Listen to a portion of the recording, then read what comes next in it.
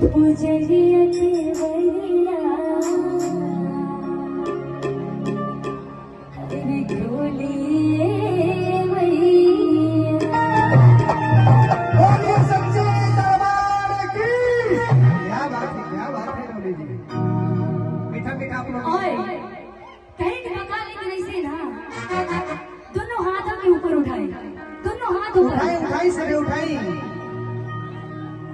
बस बस बस एक चाचा तो बिना रिदम ही के नाचे। हाँ अभी मैं रिदम हुआ ले तो लगना चाहता हूँ। दोनों हाथ ऊपर, जितना लोग के लगे हमारा आवाज आता है, दोनों हाथ बिल्कुल ऊपर। जी ना ना शांति से लोगों लोग एक बात सुनी थी सभी के वो प्यार से और लोगों लोग के हम कह आग्रह करब वो चाचा की तरह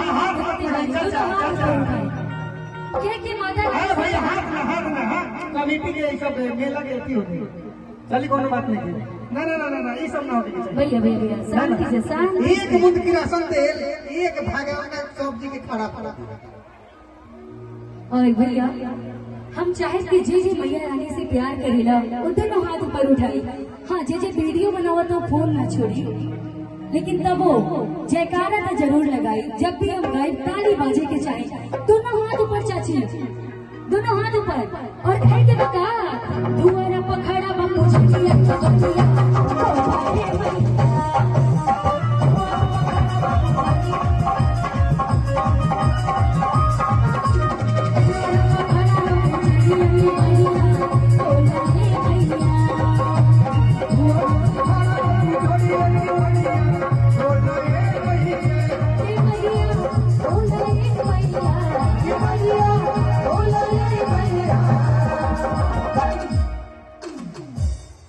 भैया रिदम के बिल्कुल मेंटेन करके चले के बाद बीट टू बीट बकरी।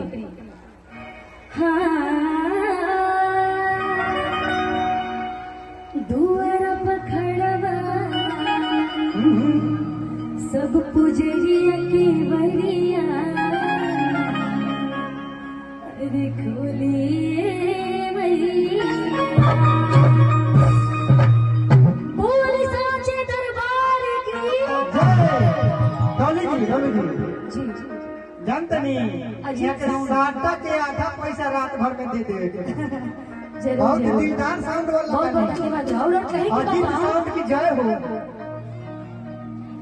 दुआरा पखड़ा भैया